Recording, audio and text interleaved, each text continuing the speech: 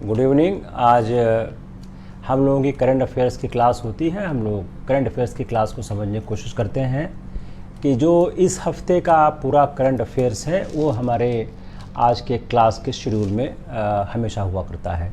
तो हम जून के दूसरे हफ्ते का करंट अफेयर्स जो है आज समझने की कोशिश करते हैं कि जून के चौथे हफ्ते में कौन कौन सी गतिविधियां हुई हैं जो हमारे एग्ज़ाम के दृष्टि से महत्वपूर्ण हैं। जैसे हम पहले भी इस बात को कर चुके हैं कि हम लोग वही बातें समझने की कोशिश करते हैं जो हमारे एग्ज़ाम के लिए महत्वपूर्ण होती हैं। तो जो सिविल सेवा की परीक्षा होती है, उस सिविल सेवा की परीक्षा में जो करंट अफेयर से सवाल उत्पन्न होते हैं, हम उन सवालों को समझने की कोशिश आज कर रहे हैं। तो चलिए हम करंट अफेयर्स की क्लास को सवाल उत्पन्न होते हैं, तो हम उसी को आज समझने की कोशिश करते हैं। पहली ही जो सबसे महत्वपूर्ण न्यूज़ हमको दिखी है इस हफ्ते की, वह दिख रही है आरबीआई इन्फ्लेशन। अब यह न्यूज़ महत्वपूर्ण क्यों है, यह ज़रूर आप लोगों को समझना चाहिए कि इस न्यूज़ में ऐसा क्या खास है कि जिस कारण से इस न्यूज़ को हमने आप लोगों से साझा करने का प्रयास किया। अगर हम पूरे हफ्ते को देखें तो पूरे के पूरे हफ्ते जो यह न्यूज़ है कि जो ये पूरे हफ्ते यह समाचार घूमता रहता है कि आरबीआई ने इस हफ्ते क्या क्या कार्रवाई की, या आरबीआई हमेशा यह न्यूज़ देती रहती है कि इन्फ्लेशन कितना % हुआ, इन्फ्लेशन क्या हुआ, क्या क्या इन्फ्लेशन हुए। तो हम इस इन्फ्लेशन को देखने की कोशिश कर रहे हैं। तो चलिए हम इस सवाल को एक डिफरेंट तरीके से समझने की कोशिश करते हैं कि हमारा इस हफ्ते का जो समाचार में जो इन्फ्लेशन का इशू है, उस इन्फ्लेशन के इशू को हम किस तरह से देखें। अब यह समाचार महत्वपूर्ण क्यों है, अर्थव्यवस्था में इन्फ्लेशन की स्थिति क्या है, अर्थव्यवस्था में इन्फ्लेशन किस तरह आता है, अर्थव्यवस्था में इन्फ्लेशन क्यों आता है, ये सारे के सारे महत्वपूर्ण प्रश्न हैं जो हम देखने का प्रयास कर रहे हैं। अब यह पूरे हफ्ते अगर हम देखें तो पूरे हफ्ते 3-4 न्यूज़ सरकार में घूमती रही है। वह न्यूज़ क्या क्या थी, हम जरा न्यूज़ पहले देखते हैं। इन्फ्लेशन एंड इट्स डिसकंटेंट्स, इसका मतलब क्या हो गया कि जो पहले ही समाचार है कि इन्फ्लेशन और इसका डिसकंटेंट्स, इसका ताल्लुकात क्या हुआ, इसको हम किस तरह से देखने की कोशिश करें। तो जो हमारा अप्रैल का फिगर आया है उसमें only wholesale inflation was on rise.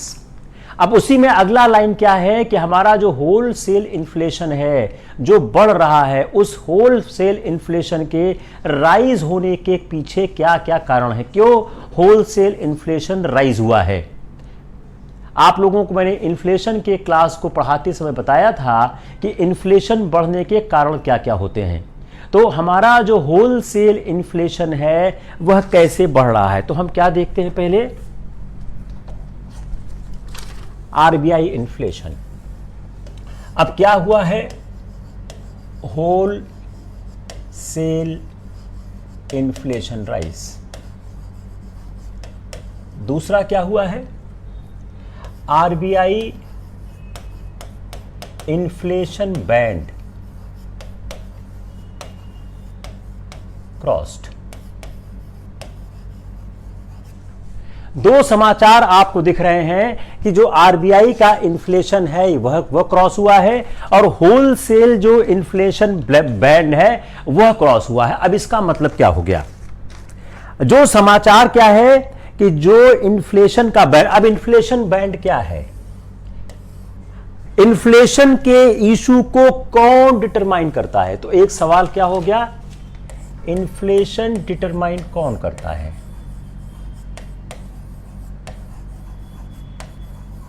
बताइए, इन्फ्लेशन को डिटरमाइन कौन करता है, गिव आंसर। सारा आंसर मेरे कोई देने की जरूरत नहीं है, इन्फ्लेशन को डिटरमाइन कौन करता है, give me answer.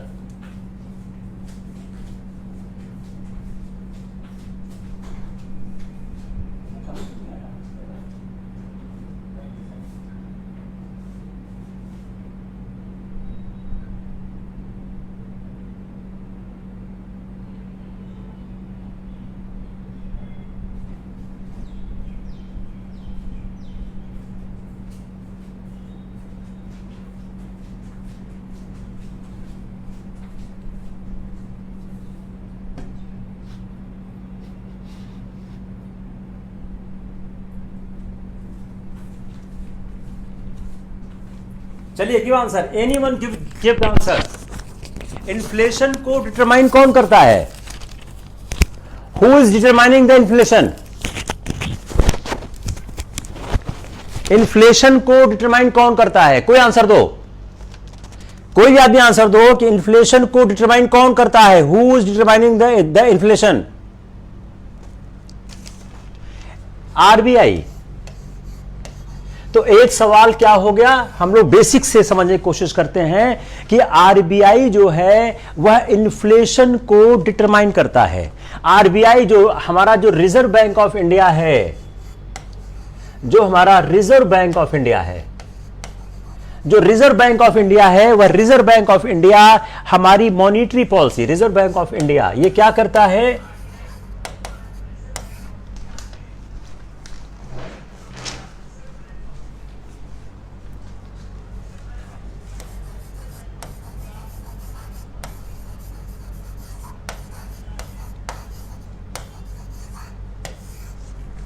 Got this question? Tell me, सवाल आया कि नहीं आया कि हमारी मॉनिटरी पॉलिसी को कौन करता है determine? Reserve bank of India. तो एक सवाल क्या हो गया आपके प्रॉब्लम्स का? आसान सा सवाल हम कह सकते हैं इसको।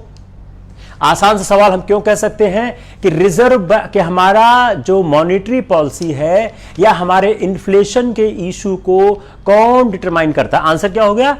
Reserve bank of India. Got it? अब इन्फ्लेशन के साथ इशू क्या हुआ कि जो कहा गया कि only wholesale inflation was rise, wholesale inflation was rise.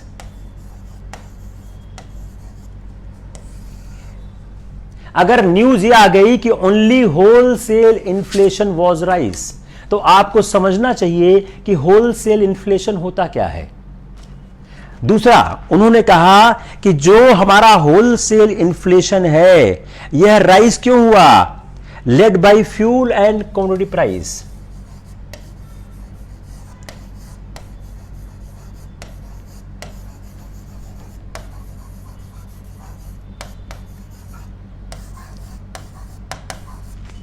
Led by fuel and commodity price. तो क्या हो गया? देखिए, अब इससे सवाल बनाइए, make the question from here कि होलसेल प्राइस जो है वह बढ़ता कैसे है? वह कमोडिटी, फ्यूल और कमोडिटी प्राइस के कारण बढ़ता है। Got it? होलसेल प्राइस कैसे बढ़ता है? Led by commodity and fuel price.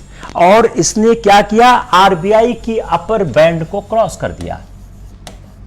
RBI के अपर बैंड क्या है? 4 to 6% है, प्लस 2% प्लस माइनस, ये 6.3% हो गया। तो अब सवाल बनाइए, यहां सवाल बनाइए, होलसेल प्राइस इंडेक्स बढ़ गया। अब इसको सवाल बनाइए, let make a question. Wholesale price index के बारे में क्या सही है?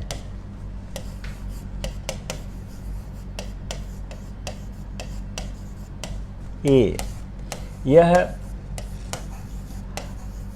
आरबीआई द्वारा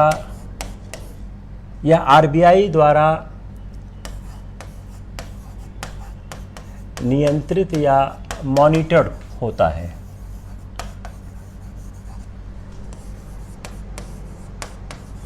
बी, इसके लिए 6% का बैंड आरबीआई ने दिया है।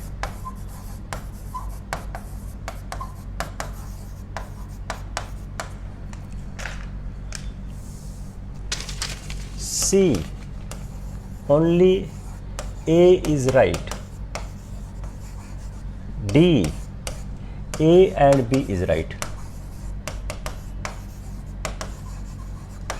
बताइए, give the answer, give the answer, give the answer.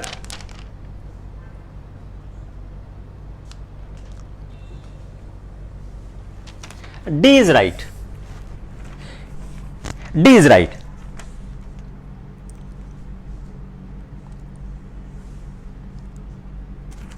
अब जब इन्फ्लेशन राइज करता है, देखिए मैं सारा आपको न्यूज़पेपर से पढ़ के निकाल रहा हूं। इन्फ्लेशन जब राइज करता है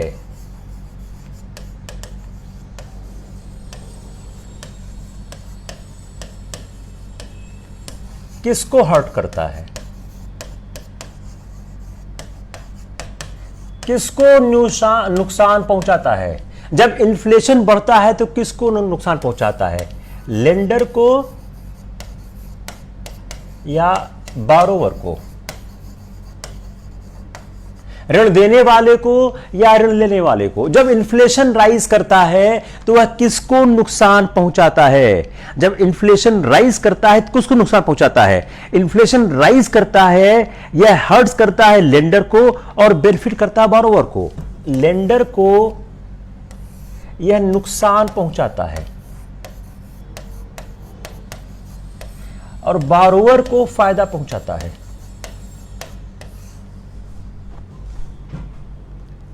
यह लेंडर को नुकसान पहुंचाता है।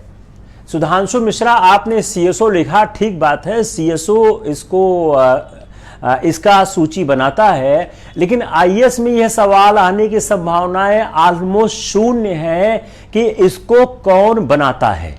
जानना जरूरी है। हम एक डीपर कॉन्सेप्ट को समझने की कोशिश कर रहे हैं। Rather than throwing your knowledge unnecessary, you try to understand the concept. Concept आपको बिल्कुल पता नहीं, वो कॉन्सेप्ट समझिए। आप जबरदस्ती नॉलेज मत थ्रो करिए कि हमको पता है सीएसओ बनाता है। अच्छी बात है, पिछले लेक्चर में हमने इसको लिया हुआ है। आप थोड़ा ध्यान लगाइए कि लेक्चर में ये बात चल क्या रही है और सवाल यहीं से आएगा। तो जो इन्फ्लेशन राइज करता है यह किसको नुकसान पहुंचाता है, यह लेंडर को नुकसान ज्यादा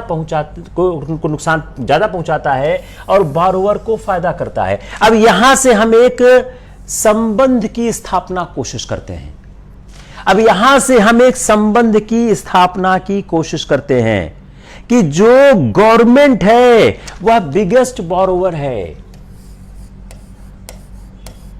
गवर्नमेंट बिगेस्ट बोरोवर है। सरकार सबसे ज्यादा ऋण लेती है। गवर्नमेंट क्या है, वह बिगेस्ट बोरोवर है और उसको फायदा होगा हाई इन्फ्लेशन पे। तो इससे क्या होगा, इसको फायदा होगा। इसी दो कॉन्सेप्ट को ऐड करके सवाल बना देंगे वो कि जो इन्फ्लेशन किसको नुकसान पहुंचाता है, to whom inflation hurt bore to the lender and give benefit to the borrower. और जो गवर्नमेंट है वह one of the biggest borrower है, इसलिए जो हाई इन्फ्लेशन होगा उससे गवर्नमेंट को फायदा होगा। और उससे फायदा क्या होगा, it will lower the national debt load. जो नेशनल डेट लोड है वह लोअर होगा।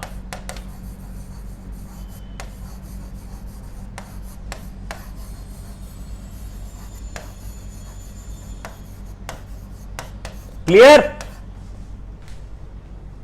क्लियर हुआ नहीं हुआ भैया? आप लोग लिखते भी जाइए, समझ में आ रहा कि नहीं आ रहा है? It's clear not clear? Tell me fast, clear और नॉट क्लियर?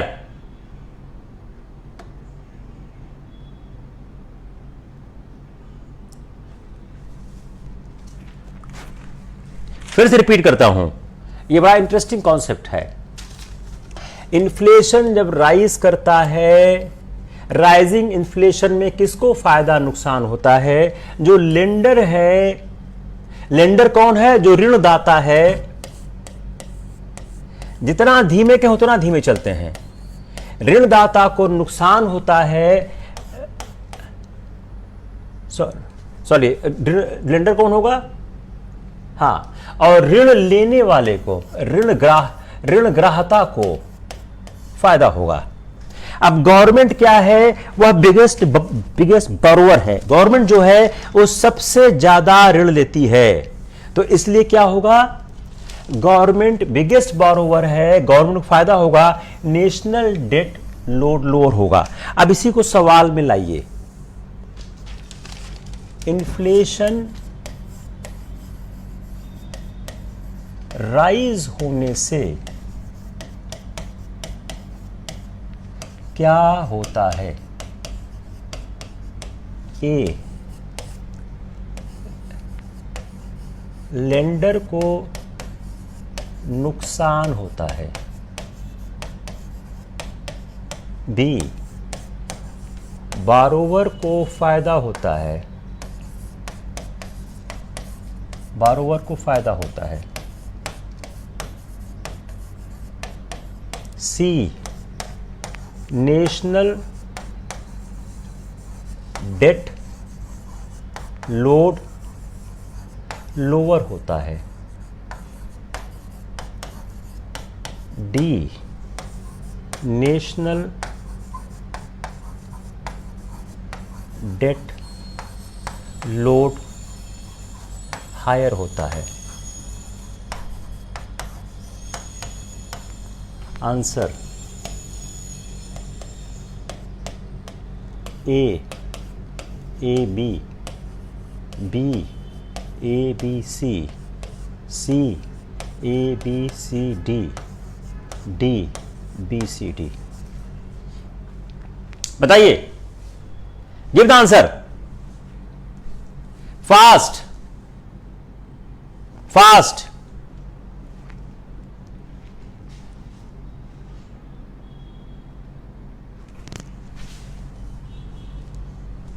मजा आया कि नहीं आया? बोलिए फास्ट, बोलिए फास्ट।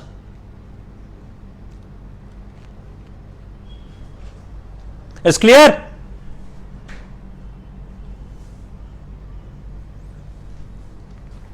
बोलिए। नहीं नहीं, क्लियर हुआ नहीं हुआ?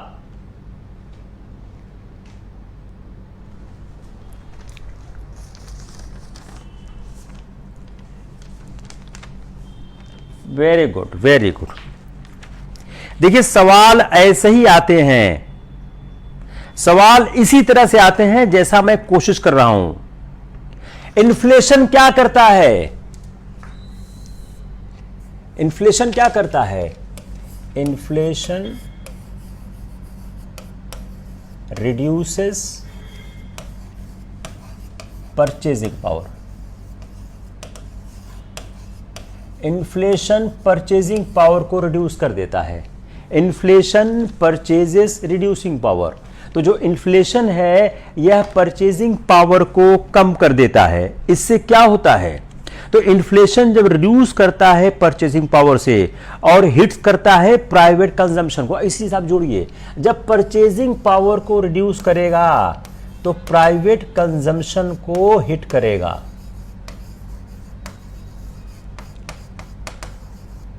अब देखिए, इसको दो कॉन्सेप्ट में जोड़िए। नेशनल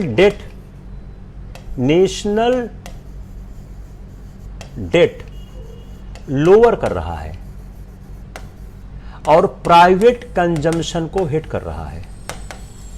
इन दोनों कॉन्सेप्ट को समझिए, इन दोनों कॉन्सेप्ट को समझिए। इन दोनों कॉन्सेप्ट पे सवाल आएगा। जब आपका इन्फ्लेशन, दोनों कॉन्सेप्ट, जैसे ही आपका इन्फ्लेशन बढ़ता है तो क्या करता है? नेशनल डेट को लोअर करता है और प्राइवेट कंजम्पशन को हिट करता है। अब आप इन्हीं दोनों को ऐड करके सवाल बना दीजिए। तो जो इन्फ्लेशन रिड्यूस करता है परचेजिंग पावर को और हिट करता है कौन? जो प्राइवेट कंजम्पशन को है। और इससे क्या हो गया? इनकम स्ट्रेस में आ गई। Income under stress. जैसे ही आपका इन्फ्लेशन बढ़ा, प्राइवेट कंजम्पशन हिट होता है, इनकम अंडर स्ट्रेस आ गई। इनकम को क्या हो गया? स्ट्रेस आ गया। तो इनकम जैसे ही अंडर स्ट्रेस आती है, इससे क्या होता है? Impact on consumption magnified. Impact on consumption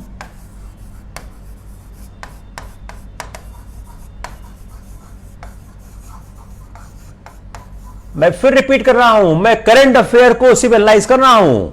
तो जो इंपैक्ट ऑन जो कंजम्पशन है वो मैग्नीफाई करता है, और इससे होता क्या है, जो ओवरऑल फूड सीपीआई इन्फ्लेशन है उस पे भी फर्क आता है। तो अब क्या करते हैं, जो लोअर फूड इन्फ्लेशन है जिसके साथ अगर हम हायर नॉन फूड इन्फ्लेशन को जोड़ दें, इससे क्या होता है, परचेज पावर ऑफ फार्मर्स। अब आते हैं परचेज पावर ऑफ फार्मर्स।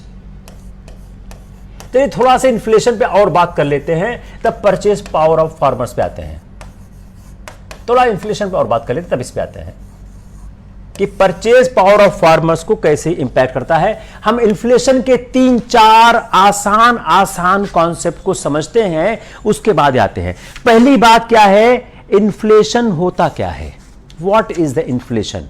अगर इसको डिफ्लेशन कहें तो sustained and overall rise in general price, sustained and overall rise in general price, it is inflation। अगर इन्फ्लेशन की परिभाषा पर बात किया जाए तो sustained and overall rise in the general price, सामान्य मूल्यों में लगातार, सामान्य मूल्यों पर लगातार जो प्राइस राइज होता है उसी को हम कहते हैं इन्फ्लेशन। तो पहली बात क्या हो गई, इन्फ्लेशन जो है सस्टेन्ड और ओवरऑल जो राइज होता है जनरल प्राइस में, उसमें उसी को हम इन्फ्लेशन कहते हैं। तो अगर हम लॉजिकली देखें तो इन्फ्लेशन का मतलब क्या हो गया कि हमारी परचेजिंग पावर कम हो गई। इसको हम एक एग्जाम्पल से समझने की कोशिश करते हैं। हमारी परचेजिंग पावर कम हो गई, मान लीजिए मान लीजिए आपको आपके पिताजी 5,000 रुपया महीना देते हैं कि आप इलाहाबाद में रहो। दूध, सब्जी, मकान का किराया,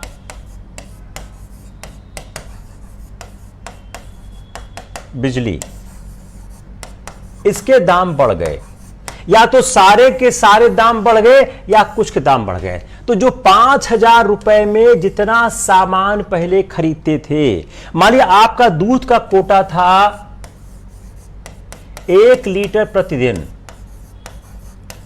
दूध का दाम था मान लीजिए 50 रुपया लीटर, अब हो गया 55 रुपया लीटर। सब्जी आप प्रतिदिन खरीदते थे 30 रुपए की, मान लीजिए अब आप सब्जी खरीद रहे हो 40 रुपए की। क्यों? सब्जी इतनी है, दाम बढ़ गया। तो जो ओवरऑल प्राइस का राइज हो गया है, उससे क्या हो गई, आपकी परचेजिंग पावर कम हो गई। Your purchasing power deteriorated. Got this issue? समझ आया?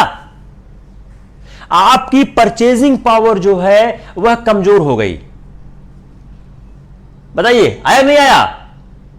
भाई आप आंसर भी देते रहो तो थोड़ा सा मेरे को लगेगा कि हां आप लोग कुछ समझ रहे हो। Very good. तो आपकी तो सामान्य से एक देहाती भाषा में कहते हैं कि हमारा खरीदने का हैसियत कम हो गया। चलिए, हमारा खरीदने का हैसियत कम हो गया। अगर इसको हम सबसे आसान ढंग से आपकी भाषा में कहना चाहें तो क्या है, हमारा खरीदने का हैसियत कम हो गया, हमारी परचेजिंग पावर जो है वह डिटीरिएट कर गई। तो जो हमारा कंज्यूमर बास्केट है, जो हमारा प्राइस जो बास्केट है, उस बास्केट में दाम के बढ़ जाने से यह ऐसा हो गया। अब अगला सवाल यह है, भाई ये होता क्यों है? Why inflation occurs? इन्फ्लेशन होता क्यों है?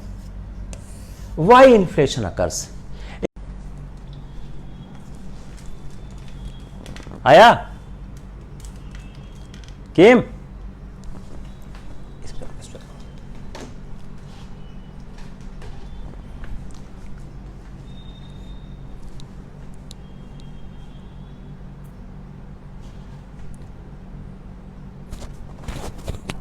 ऐसे 9360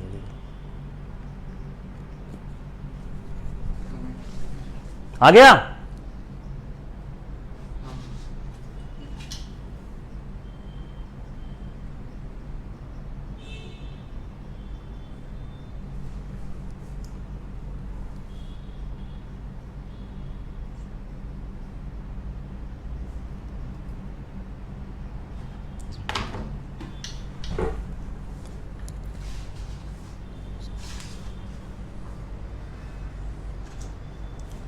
तो एज्यूम करते हैं प्राइस आर द स्टेबल।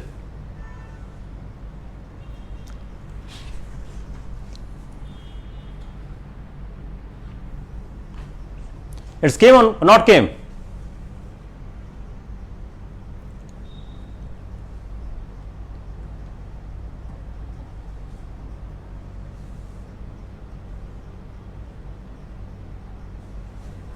तो एज्यूम करते हैं कि प्राइसेस आर स्टेबल, प्राइसेस जो हैं स्टेबल हैं।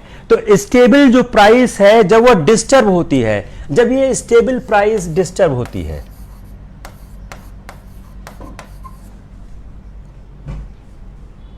जब ये स्टेबल प्राइस डिस्टर्ब होती है, तो जैसे स्टेबल प्राइस डिस्टर्ब होगी, आ गया?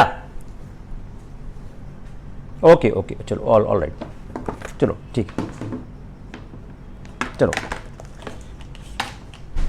जैसे यह स्टेबल प्राइस डिस्टर्ब होती है, तो हम फिर से शुरू करते हैं वहीं से। I will start again from the same premise. आ गया, चलो ओके, सॉरी जैसे यह स्टेबल प्राइस डिस्टर्ब होगी, जैसे ही आपकी यह स्टेबल प्राइस डिस्टर्ब होगी, स्टेबल प्राइस के डिस्टर्ब होते ही, जैसे ही आपकी स्टेबल प्राइस डिस्टर्ब होगी, अगर आपकी स्टेबल प्राइस डिस्टर्ब होगी, yes, why inflation accrue. Inflation क्यों होता है? अगर देखें, जैसे ही प्राइस की स्टेबिलिटी ब्रोकन होती है, कैसे होती है? By demand of goods and services. Demand of goods and services, जितनी अवेलेबल है,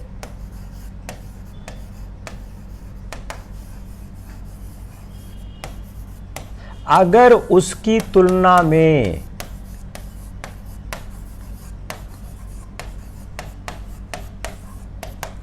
अधिक मांग आ जाए,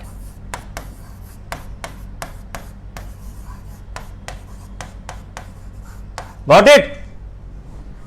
देखिए इसको, रीड केयरफुली।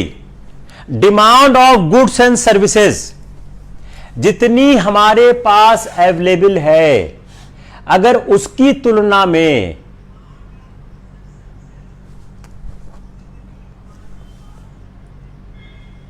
जितनी हमारे पास अवेलेबल है, अगर उसकी तुलना में अधिक आ जाए, तो उससे क्या होगा?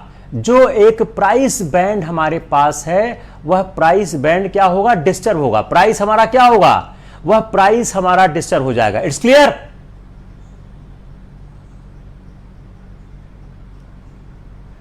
यस और नो?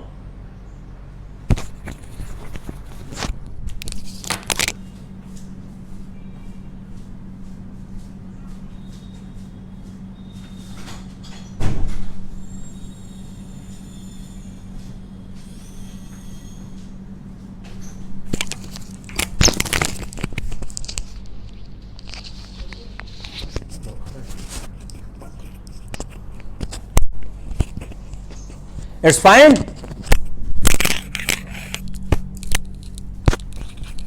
मैं फिर रिपीट कर रहा हूं, हम एज्यूम करते हैं कि हमारी प्राइस स्टेबल है। अगर हमारी जो एक प्राइस है, उस प्राइस में अगर demand of goods and services जितनी हमारे पास अवेलेबल है उससे ज्यादा आ जाए ओवर ए सस्टेन्ड पीरियड,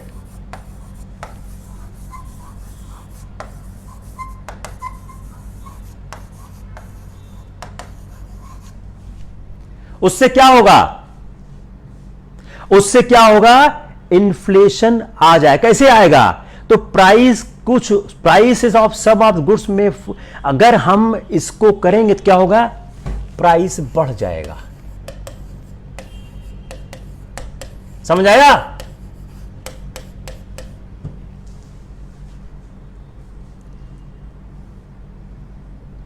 और अगर इसका उल्टा हो जाए, अगर उसका उल्टा हो जाए, सप्लाई एक्सीड कर जाए, ठीक है, सिविल सर्विसेज बड़ा बेसिक सवाल आता है, तो क्या होगा? प्राइस फॉल कर जाएगा।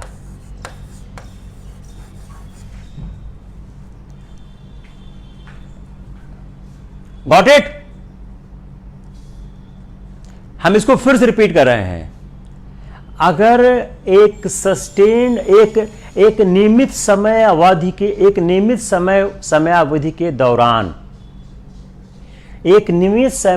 के दौरान अगर demand of goods and services जितनी अवेलेबल है उसकी तुलना में अगर अधिक मांग आ जाए तो उससे क्या होगा? प्राइस बढ़ जाएगा। और अगर यह गिर जाएगा तो क्या होगा? अगर सप्लाई एक्सीड कर जाए तो प्राइस गिर जाएगा। यह एक महत्वपूर्ण चीज है इन्फ्लेशन के लिए। अब जो जनरल प्राइस राइज होता है, यह हमारे इन्फ्लेशन को अव्यक्त करता है। तो इन्फ्लेशन कब अकर होता है? Inflation is said to occur when most of the price start rising due to relative shortage of those goods. When inflation occurs,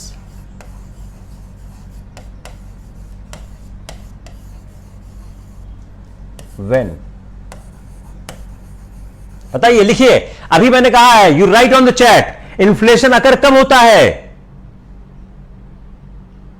When price start rising.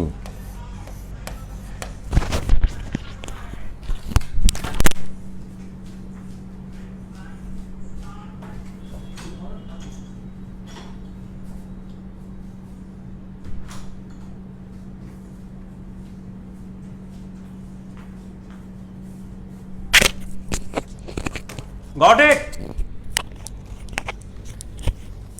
Inflation occur कब होता है?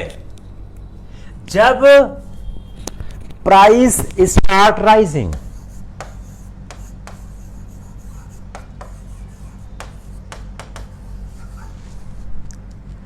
जब प्राइस बढ़ने लगता है। अब प्राइस क्यों बढ़ता है? Due to relative shortage of goods.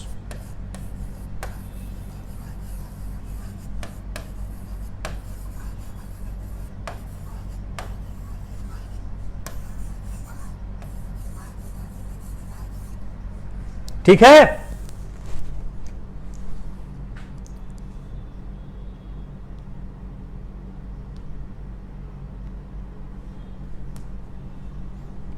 समझ आ रही है?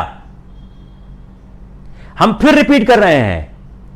इन्फ्लेशन जो ट्रिगर करता है, बढ़ता है, कब बढ़ता है? जब प्राइस स्टार्ट राइज करने लगता है। प्राइस बढ़ता क्यों है? उसका रीजन क्या है? General increase in the demands of goods. जो प्राइस, हम फिर से रिपीट कर रहे हैं, इन्फ्लेशन कब होता है? जब most of the price start rising due to the relative shortage of goods. अब जो इन्फ्लेशन ट्रिगर करता है either by general increase in the demand, either by general increase in demand,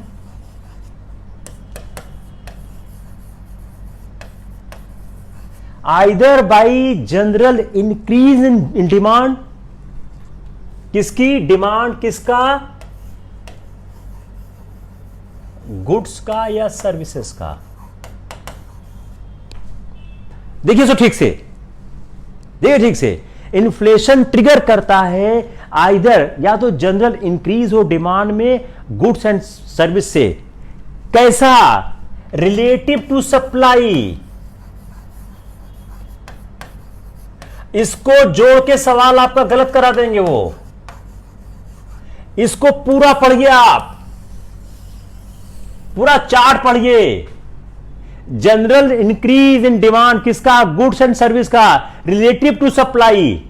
अगर सप्लाई है, अगर सप्लाई है तब तो नहीं बढ़ेगा, जब रिलेटिव सप्लाई, अगर सप्लाई कम है,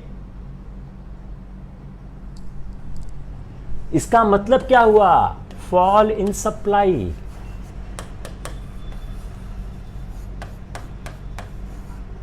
दूसरी कंडीशन, पहली कंडीशन क्या हो गई, जो आपकी डिमांड बढ़ रही है गुड्स एंड सर्विसेज की आपके सप्लाई के कंपैरिजन में। दूसरा क्या है, आपकी डिमांड नहीं बढ़ रही है, डिमांड वही है लेकिन सप्लाई गिर गई। Got it? Yes Anjali Singh, you are right. लेकिन सब तो आपके, अगर हम इसको और आसान कर दें, चलिए हम बहुत आसान कर देते हैं, डिमांड और सप्लाई, इसका जो मिसमैच है वह इन्फ्लेशन को ट्रिगर करता है। यह हो गया आपका फाइनल वर्डिंग।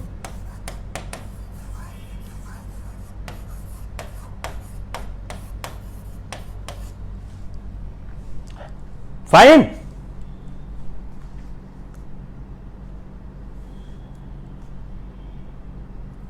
अब हम इन्फ्लेशन को दो तरह से देखते हैं, supply shock, cost push inflation. इसको हम थोड़ा सा और कर देते हैं, पेपर में नहीं था न्यूज़ में लेकिन हम कर देते हैं। Supply shock oblique cost push inflation.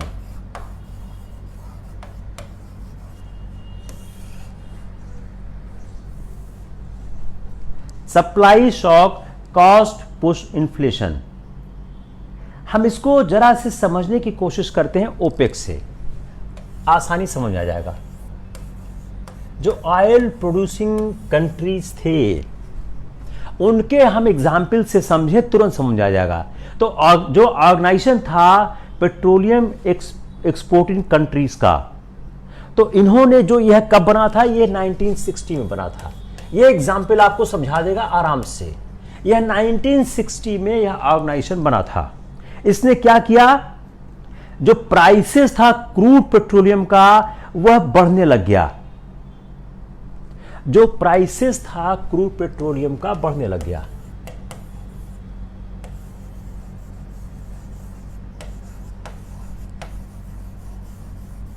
क्यों? इन्होंने अपनी सप्लाई को कंट्रोल करना शुरू किया। तो जब ओपेक बना तो प्राइसेस था क्रूड पेट्रोलियम का शॉर्ट अप किया। क्यों? जो अरब ऑयल एम्बार्गो था, और उसके बाद क्या किया, और ईरानियन जो रिवॉल्यूशन हुआ 1979 का, तो रेगुलेशन ऑफ ऑयल सप्लाईज। तो क्या हुआ आप सुनिए, रेगुलेशन ऑफ ऑयल सप्लाईज। ये लोग क्या करने लगे, regulation of oil supplies. Oil supply को ये रेगुलेट करने लगे कि हमने एक अपना कंसोर्टियम बना लिया है और इन्होंने ऑयल सप्लाई को रेगुलेट करने लगे। इसका रिजल्ट क्या हुआ, rise in petroleum price, rise in petroleum price. जब आप रेगुलेट करोगे ऑयल सप्लाई को, अगर सप्लाई कम करोगे डिमांड ज्यादा होगा, तो राइज क्या होगा, पेट्रोल प्राइस में होगा। इसके कारण पेट्रोल प्राइस बढ़ना शुरू हो गया। इससे क्या, ये क्या है, सप्लाई शॉक आ गया, सप्लाई शॉक आ गया। यस, कि आपने सप्लाई कम कर दी तो ये क्या हो गया, इससे सप्लाई शॉक आ गया। Got it. और इससे जो शॉर्टेज है लगातार बढ़ने लग गई और इससे रिजल्ट क्या हुआ, इसको कहा है कॉस्ट पुश इन्फ्लेशन हो गया। जो शॉर्टेज ऑफ क्रूड ऑयल था उसके कारण रिजल्टेंट जो हाई प्राइस हुआ गुड्स का, उसका जो उसके कारण क्या हुआ, क्रूड ऑयल ने मार्केट में ओवरऑल इंपैक्ट किया। क्यों इंपैक्ट किया, कि जो पेट्रोल प्राइस है वह डिटरमाइन करती है हमारे बहुत से कमोडिटी प्राइसेस को भी। क्यों, पेट्रोल उसको लेके कंटेन करता है, उसको ट्रांसपोर्ट करता है। तो यह एक, इससे और क्या फर्क पड़ गया, इससे एक फर्क क्या पड़ा, जनरल रिडक्शन इन आउटपुट और एम्प्लॉयमेंट। यह एम्प्लॉयमेंट को भी यह इंपैक्ट करने लगा। इसके कारण हमारा जनरल रिडक्शन हुआ आउटपुट में, आउटपुट में भी हमारा इंपैक्ट आया और एम्प्लॉयमेंट में भी आया। हमारा ये इंपैक्ट आया, हमारे आउटपुट में भी आया और हमारे एम्प्लॉयमेंट में भी आया। इस इन्फ्लेशन के कारण क्या हुआ, जो इस तरह का इन्फ्लेशन है leads to a lowering of output and employment, इसको बोलते हैं स्टैगफ्लेशन। अब एक सवाल हमने क्या सॉल्व किया, व्हाट इज स्टैगफ्लेशन।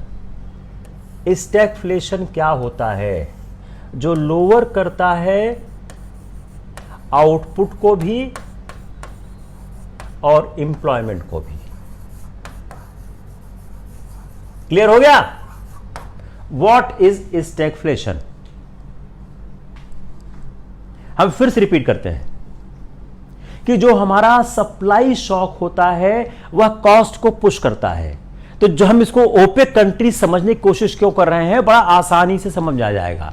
तो जो ओपेक कंट्रीज थी, इन्होंने 1960 में जो कंसोर्टियम बनाया, उस कंसोर्टियम ने क्या किया, वह सप्लाई को, जो ऑयल की सप्लाई को कंट्रोल करने लग गया। जब आपने ऑयल की सप्लाई को रेगुलेट करने लग गए तो ऑयल की जो डिमांड है उसमें तो फर्क नहीं आ रहा है।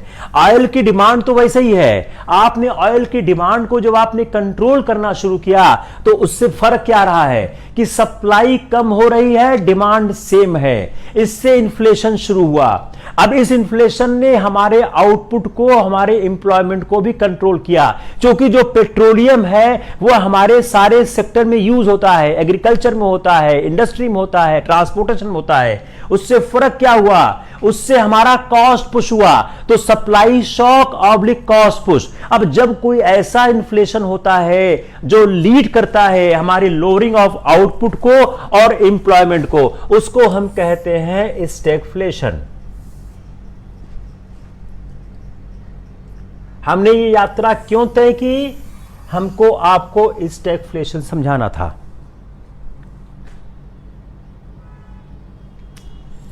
ओपेक का फुल फॉर्म है organisation of petroleum exporting countries. Organisation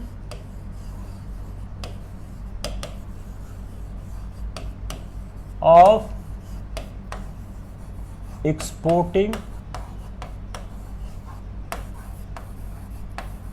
petroleum countries. Got it. इसको यहीं पे छोड़ देते हैं, अब आते हैं दूसरे न्यूज की तरफ। नहीं तो क्या है, एक ही न्यूज हो पाएगी। हम दूसरी न्यूज चलते हैं। बिडेन सॉरी G7 पे चलते हैं।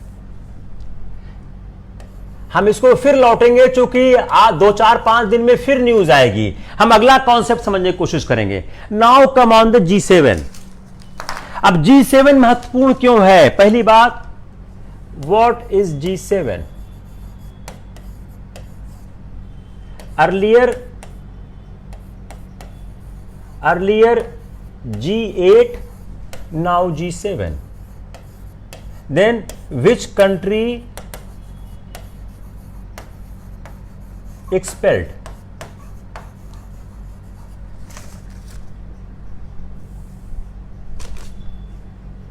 Agenda of G7, where meeting held, what outcome, India's role. देखिए, आप मेरे पढ़ाने की स्टाइल समझने की कोशिश करिए। मेरे पढ़ाने की स्टाइल का एक सिंपल सा कॉन्सेप्ट है कि उस चैप्टर से कोई सवाल ऐसा नहीं आना चाहिए जो आप सॉल्व कर सकें। It is my interest to teach any topic. मैं कोई भी टॉपिक टीच करता हूं, मेरा यह पहला इंटरेस्ट होता है कि उसका कोई भी सवाल ऐसा न हो जो कि पेपर में आवे और वह आप सॉल्व न कर पावें। तो हम पहले देखते हैं, जो G7 है वह एक एलीट क्लब है। G7 क्या है? यह एक एलीट क्लब है, अमीरों का देश है, अमीरों का समूह है। पहली बात क्या हो गई? G7 एक एलीट क्लब है जिसमें अमीर हुआ करते हैं। और G7 ने जो अभी हाल में मीटिंग किया है, उस मीटिंग में उन्होंने कमिटमेंट दिया है। क्या कमिटमेंट दिया है? Donate 1 billion vaccine to a poor country. 1 billion, ये आपको याद होना चाहिए, आपके मेंस में आएगा। वैक्सीन टू पुअर कंट्रीज, जो गरीब देश हैं उनको 1 बिलियन वैक्सीन हम डोनेट करेंगे। ठीक है, donate 1 billion vaccine to the poor countries. ये हो गया फर्स्ट पॉइंट। सेकेंड उन्होंने क्या बोला? Invest $12 trillion in their recovery plan. Invest 12 trillion dollar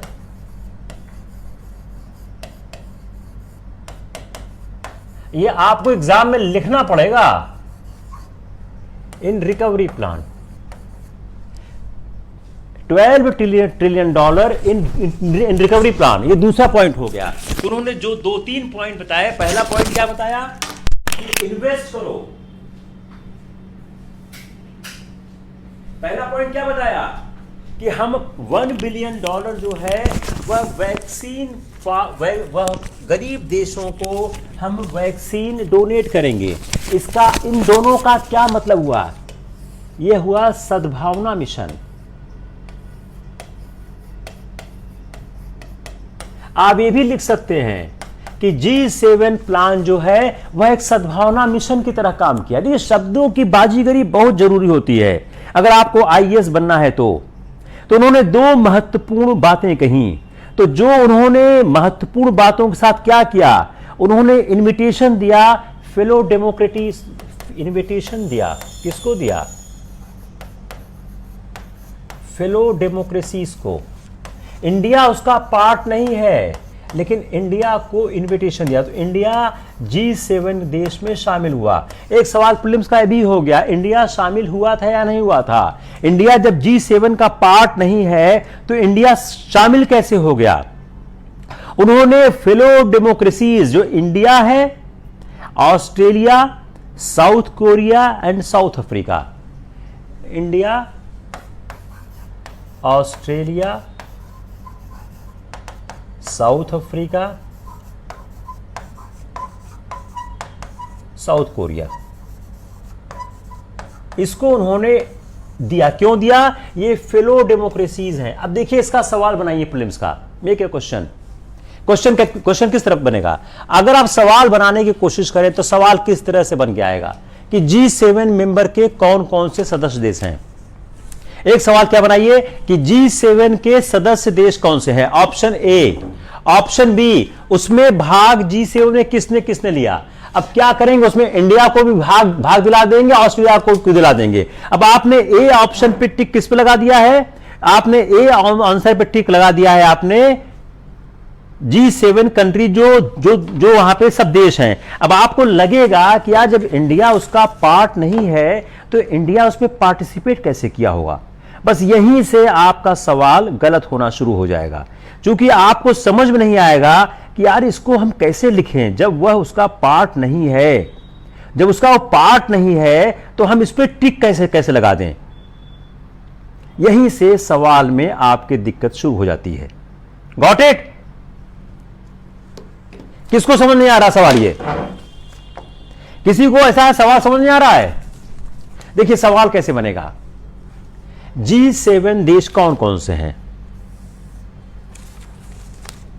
option A, G7 का नाम लिख देंगे, G7 के 4 देश का नाम लिख देंगे। Option B, only G7 participated. Option C, apart from G7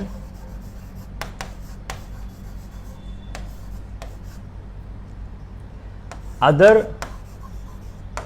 invited democracies participated। D,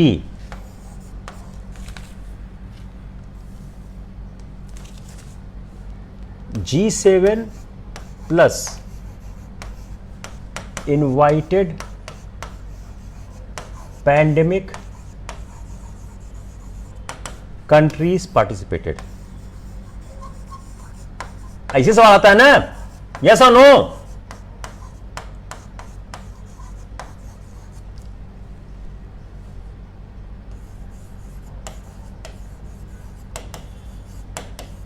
देखिए अब क्या हो गया, G7 के बारे में क्या क्या सच है। अभी हाल में G7 की मीटिंग के बारे में क्या क्या सच है। ए, G7 में 7 देश हैं, उन्होंने पार्टिसिपेट किया।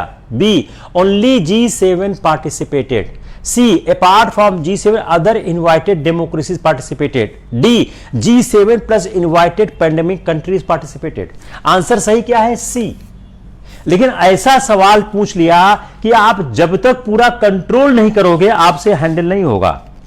अगर इस सवाल को हैंडल करना है तो आपको एक कंप्लीट कंट्रोल करना पड़ेगा। अगर कंप्लीट कंट्रोल नहीं होगा तो यह आपसे हैंडल नहीं होगा। तो G7 ने जो 2 महत्वपूर्ण निर्णय लिए उनमें सद्भावना मिशन था, और जो उन्होंने इन कंट्रीज को इनवाइट किया और एक्सटेंड किया अपना कमिटमेंट किसके तरफ, तो जो डेमोक्रेसी की तरफ। और स्लोगन फॉर G7 क्या था? Build back better. Slogan build. कितने लोगों ने इस न्यूज को इस तरह से पढ़ा था? यह है स्लोगन। कितने लोगों, यह मैं आपके समाचार पत्रों से निकाल रहा हूं। जस्ट रिप्लाई, कितने लोगों ने इस समाचार को इस दृष्टिकोण से पढ़ा था? कितने लोगों ने पढ़ा था? जस्ट टेल मी।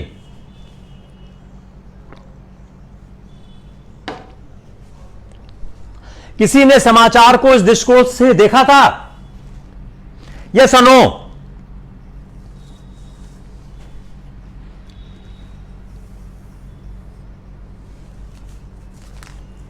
अगला, काउंटरिंग चाइना।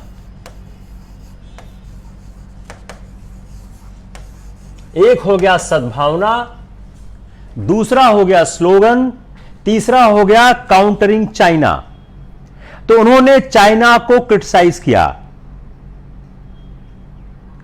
क्यों क्रिटिसाइज किया? कि चाइना को क्रिटिसाइज क्यों किया? Countering China criticise China. Why? पहला, डेमोक्रेसी के फंड पे। दूसरा, मार्केट प्रैक्टिस के फ्रंट पे। चाइना को इन्होंने क्रिटिसाइज किया, 2 इशू पर चाइना को क्रिटिसाइज किया। एक किया उन्होंने मार्केट प्रैक्टिस के फंड पे, एक उन्होंने क्रिटिसाइज किया डेमोक्रेसी के फंड पे। तो जो डेमोक्रेटिक जो फ्रीडम है हांगकांग में जो नहीं दिया जा रहा है। दूसरा, जो चाइना का non market policy and practice, exact क्या है, non market policies and practice.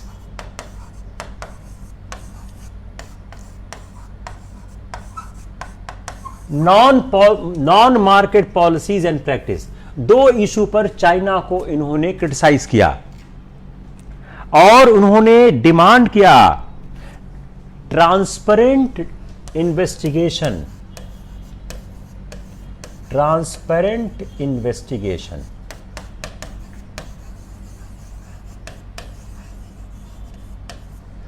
Covid search, जो कोविड-19 कैसे आया है इसका एक ट्रांसपेरेंट इन्वेस्टिगेशन किया जाना चाहिए। Got it. अब देखो पहले क्या था, पहले यह G8 हुआ करता था दो दशक पहले, अब यह G8 से G7 हो गया है। अब जो कहते हैं जो ये अपना पूरा इन्होंने सिस्टम निकाला, जो इंडिया स्पेशल गेस्ट हो रहा है 2003 से, स्पेशल गेस्ट है इंडिया 2003 से। ये न्यूज इंपॉर्टेंट इसलिए हो गई है कि इंडिया 2003 से एक स्पेशल गेस्ट है और यह अपना एक इंडिपेंडेंट स्टैंड रखता है पॉलिटिकल इश्यूज पे। अब आते हैं इंडिया पे, इंडिपेंडेंट स्टैंड रखता है किस पे, पॉलिटिकल इश्यूज पे। वह पॉलिटिकल इश्यूज पे अपना एक इंडिपेंडेंट स्टैंड रखता है। तो भारत का हमेशा से एक अपना स्वतंत्र स्टैंड रहा है जितने भी पॉलिटिकल इश्यूज को लेके काम करता है। तो G7 टारगेट क्या रहा है, अचीविंग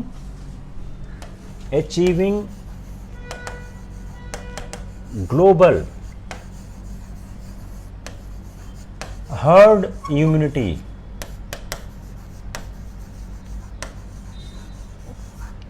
बाई 2022।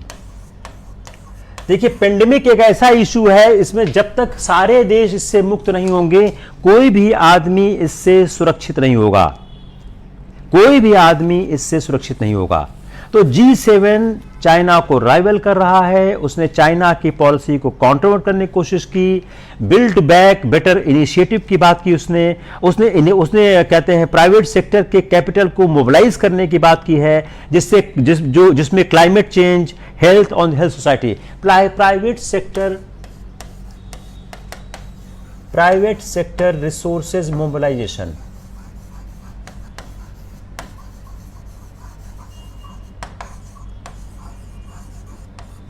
जिसमें हेल्थ पे, क्लाइमेट चेंज पर, इन सब पर वह एक स्पेशल एम्फेसिस दिया जाए।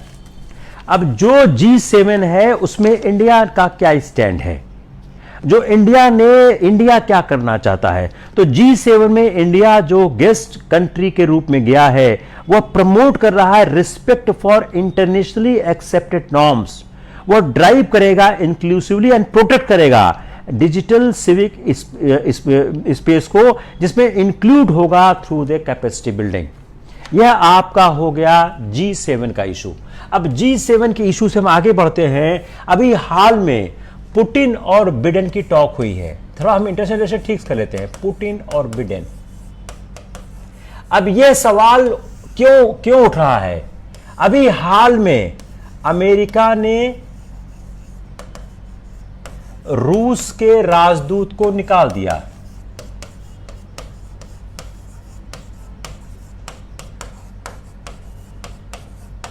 जवाब में रूस ने अमेरिका के राजदूत को भी वापस भेज दिया, अमेरिका के राजदूत को वापस भेज दिया।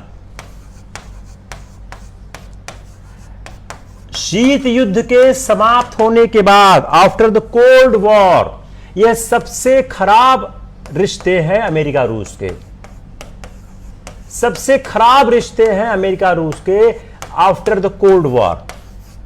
जो कोल्ड वॉर इरा एंड हुआ है, आफ्टर कोल्ड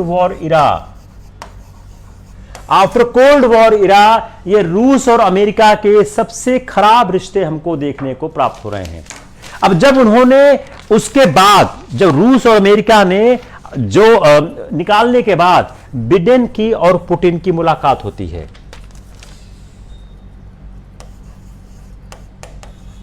बिडेन पुतिन की मुलाकात होती है।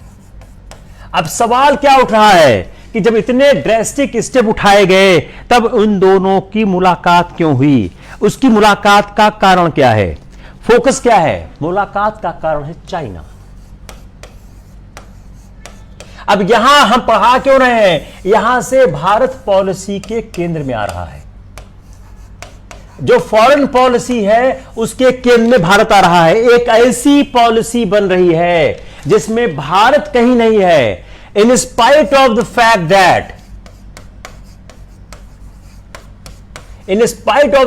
That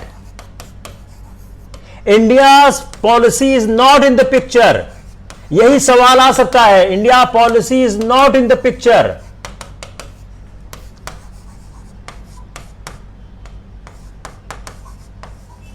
But it is impacting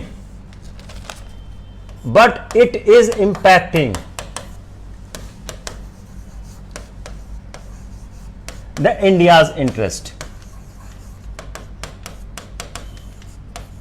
यह ऐसी एक फॉरेन पॉलिसी बन रही है जो इंडिया पिक्चर में नहीं है, लेकिन इंडिया के इंटरेस्ट को ये इंपैक्ट कैसे? चीन केंद्र में है। China is in the picture. इस फॉरेन पॉलिसी का जो पुतिन और बिडेन की मुलाकात हो रही है उसमें चाइना केंद्र में है। चाइना को वो कंट्रोल करना चाहता है, तो फोकस चाइना है। तो a sign of emerging shift in the global power balance, a sign of emerging shift, a sign of emerging shift in global power balance. जो साइनो रशियन अलायंस है,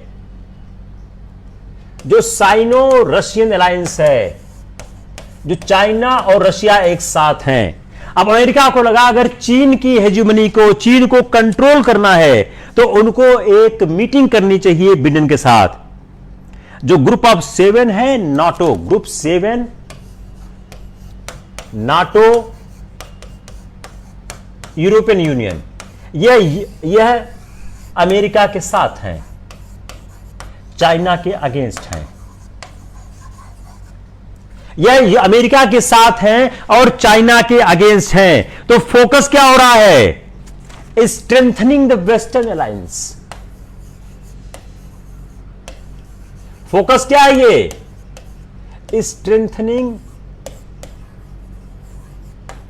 द वेस्टर्न अलायंसेस। क्लियर हो नहीं हो रहा है? थोड़ा सा analytical है, आप समझने की कोशिश करिए। यह एक वेस्टर्न अलायंसेस को मजबूत करने की बात कर रही है। तो जो G7 इंडस्ट्रियल नेशन है, जिसमें कौन है? यूएस है, यूके है, जर्मनी है, फ्रांस है, इटली है, कनाडा है और जापान है। उसमें रशिया पहले था, उसको उन्होंने निकाल के भगा दिया है। तो जो G7 कंट्रीज हैं उन्होंने इशू किया एक कम्युनिकेशन जिसमें चाइना को उन्होंने स्लैम किया, चाइना को उन्होंने क्रिटिसाइज किया। तो जो G7 कंट्रीज हैं उन कंट्रीज ने चाइना की आलोचना की। और यहां से दूसरा जो 30 मेंबर नाटो नेशन है, 30 member NATO nation, north Atlantic treaty alliance, जो 30 सदस्यीय नाटो नेशन हैं जो ट्रेडिशनली फोकस करते हैं रशिया को। तो जो 30 देशों का नाटो अलायंस है जो ट्रेडिशनली रशिया को फोकस करता है, उसने भी स्टेटमेंट इशू किया जिसमें चाइना को मल्टीपल टाइम उन्होंने मेंशन किया। चाइना को मल्टीपल टाइम मेंशन किया, multiple time they mention the China. तो जो 30 देशों का नाटो अलायंस है और उन्होंने फोकस क्या किया? उनका फोकस क्या है? जो सिस्टमेटिक चैलेंज है उन्होंने वार्न किया किसके against? Systematic challenges to the rule based international order. यह बहुत अच्छा शब्द है, systematic challenge,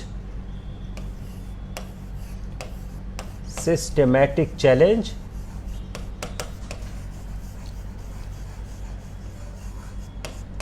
to the rule based order. कौन चैलेंज कर रहा है? चाइना कर रहा है। Systematic challenge to the rule based order, systemic challenge to the rule based order. Challenge कौन कर रहा है? यह चैलेंज कर रहा है China. Systematic challenge to rule based international order, जो इमेनेट कहां से हो रहा है? चाइना से हो रहा है। तो जो यूएस है, 27 मेंबर जो यूरोपियन यूनियन के हैं, उन्होंने डिसाइड किया कॉपरेट मोर ऑन टेक्नोलॉजी। उन्होंने डिसाइड किया कि हम कोऑपरेट करेंगे। किस पे करेंगे? टेक्नोलॉजी पे करेंगे, रेगुलेशन पे करेंगे, इंडस्ट्रियल डेवलपमेंट पे करेंगे, ट्रेड करेंगे। यह अटेम्प्ट होगा वेस्ट को हेल्प करना कि वह चाइना से कंपीट कर सके। पहली बात क्या लिखते हैं हम यहां पे?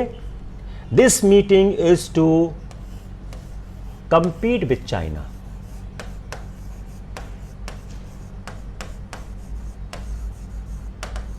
Got it? चाइना से कंपीट करने की एक मीटिंग थी। और आप फिर जोड़िए क्वाड।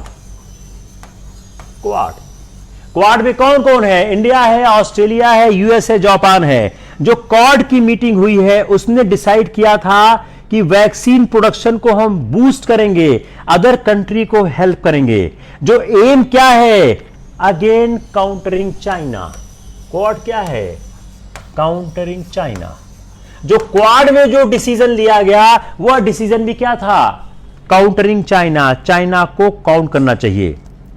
यह अगर हम पूरा समझने की कोशिश करें, let's conclude this aspect. International जो रिलेशन है, अब इसमें भारत कैसे पिक्चर में आ रहा है? अभी तक इसमें भारत का कोई रोल नहीं है, लेकिन भारत और चाइना शत्रु हैं। NATO, European union, G7, quad, ये सब क्या कर रहे हैं? Against China. है फायदा किसको होगा? भारत को होगा। समझ आ गया?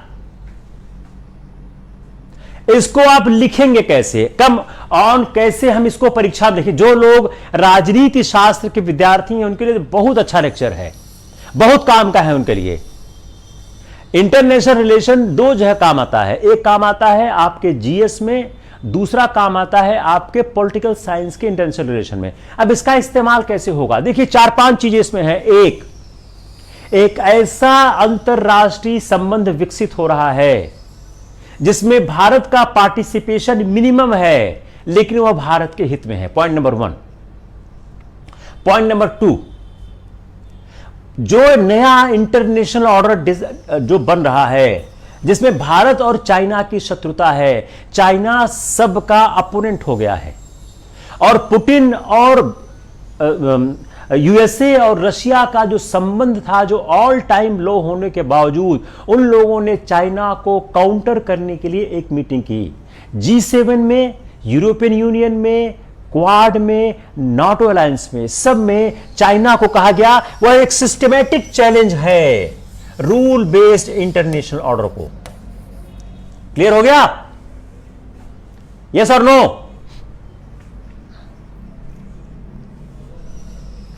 किसको समझ में नहीं आया? Anyone who wants anything to be repeated? Yes और नो? जल्दी बताओ। एक टॉपिक और करना चाह रहे हैं हम।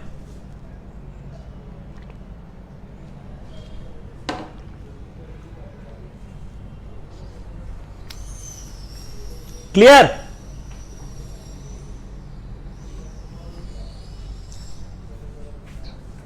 एक टॉपिक और करते हैं, इंटरेस्टिंग टॉपिक है।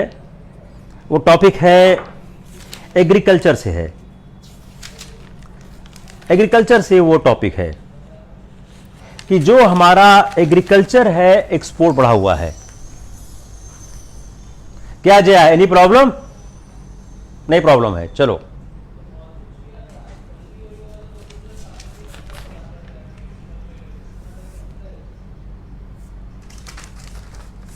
हमने पिछले क्लास में एक टॉपिक लिया था, वो था एग्रीकल्चर एक्सपोर्ट का, अगर आप याद करिए। उस टॉपिक में हमने क्या बताने की कोशिश की थी कि डिस्पाइट दैट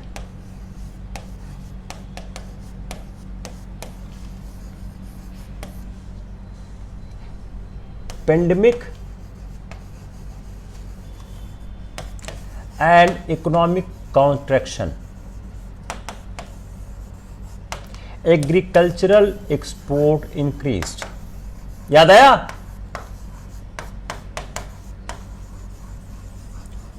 हमने पिछले लेक्चर में यह समझाने की कोशिश की थी। अब हम समझने की कोशिश करते हैं कि जो रूरल इकोनॉमी है, वह रूरल इकोनॉमी किस तरह से एग्रीकल्चर एक की ड्राइवर हो रहा है और यह सस्टेनेबल है या नहीं है। दो चीज हम समझने की कोशिश करते हैं। तो एग्रीकल्चर एक अकेला मेजर सेक्टर है जिसने अपने ग्रॉस वैल्यू को आगे बढ़ाया है। अब हम यह समझने की कोशिश करते हैं कि यह एक्सपोर्ट सस्टेनेबल है या नहीं है।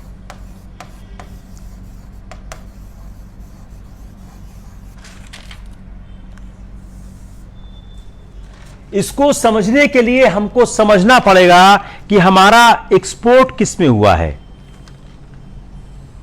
राइस, हमारा जो एक्सपोर्ट है किसमें हुआ है, तो राइस एग्रीकल्चर एक्सपोर्ट में फर्स्ट पर है। आप दिमाग लगाइएगा, प्रीलिम्स के सवालों की भरमार है, मेंस को तो हम हल कर ही रहे हैं। राइस क्या है, वो फर्स्ट है। उसके बाद क्या है, मरीन प्रोडक्ट्स। राइस के बाद क्या है, मैरीन प्रोडक्ट्स।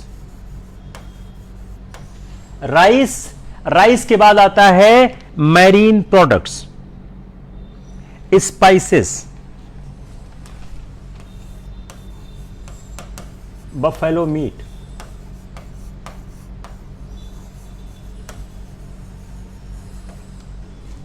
यह जो आपकी जो लिस्ट है, तो राइस एंड शुगर, राइस के साथ क्या है और शुगर है।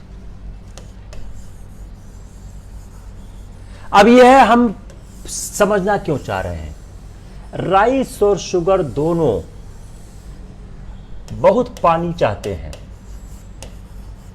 अब आप मैप में देखना राइस और शुगर के बारे में, कितना पानी चाहिए कैसे, तो दोनों क्या है, बहुत पानी चाहते हैं। दोनों क्या है, वाटर इंसेंटिव हो गए, ये बहुत ज्यादा पानी को मांगते हैं। तो rice and sugar concern about the competitiveness and environment sustainability, चूंकि ये वाटर बहुत इस्तेमाल करते हैं और ये हैवीली सब्सिडाइज हैं।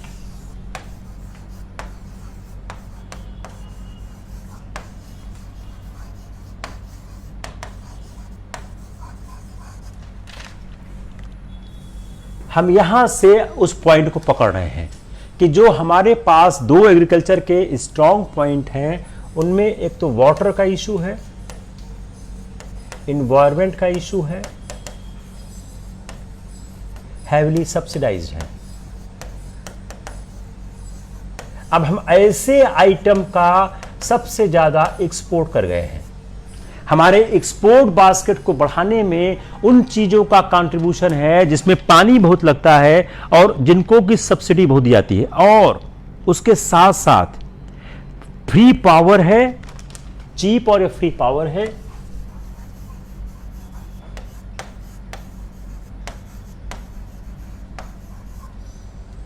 और सब्सिडाइज्ड फर्टिलाइजर है।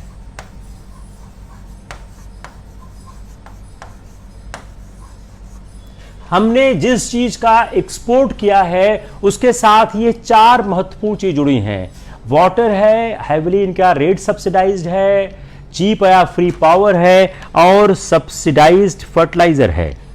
और जो इनका सब जो इनको एक्सपोर्ट किया गया है, इसके कारण क्या होगा?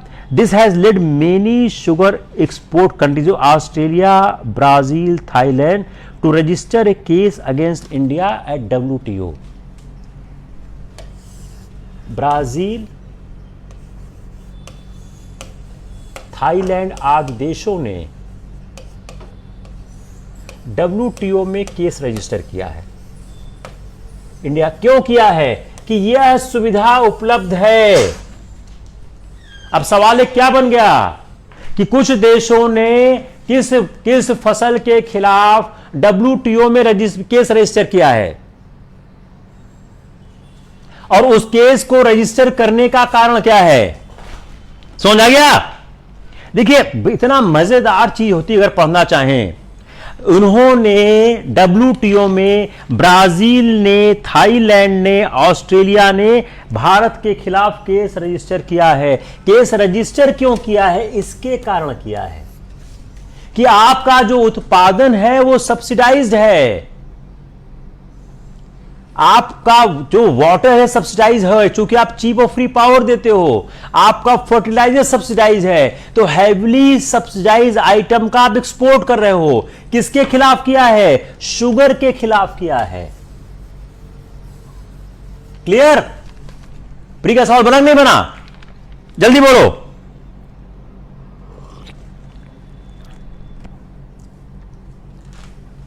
बना नहीं बना? अंजलि बताया अभी ने केस रजिस्टर करने का कि आपका जो आइटम सबसे ज्यादा एक्सपोर्ट हुआ है, उस आइटम के एक्सपोर्ट होने में एक्चुअल खर्चा नहीं है, सब्सिडाइज खर्चा है। WTO ने केस रजिस्टर क्यों किया है? कि जो शुगर एक्सपोर्ट है आपने तो सब्सिडाइज किया है, और sugar export have been further subsidised to clear excessive domestic stock. आपने अपने एक्सेसिव डोमेस्टिक स्टॉक को क्लियर करने के लिए फर्दर सब्सिडाइज किया हुआ है। क्लियर हुआ नहीं हुआ? अंजलि सिंह को नहीं क्लियर था, और किसी को? अब भारत क्या है, यह हुआ एक पार्ट। दूसरा, भारत क्या है? इंडिया एक वाटर स्ट्रेस्ड कंट्री है। इंडिया एक वाटर स्ट्रेस्ड कंट्री है, जहां पर पानी की समस्या है।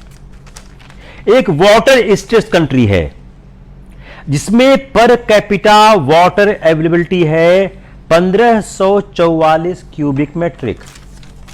पर capita water availability 1554 metric cubic.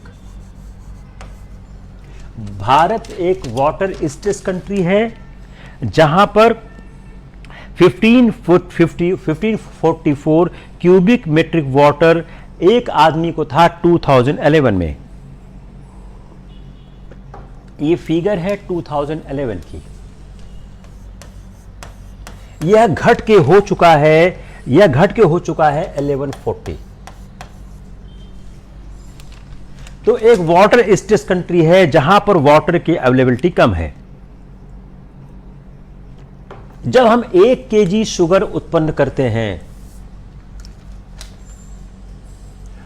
1 kg sugar के लिए, 1 kg शुगर प्रोडक्शन के लिए,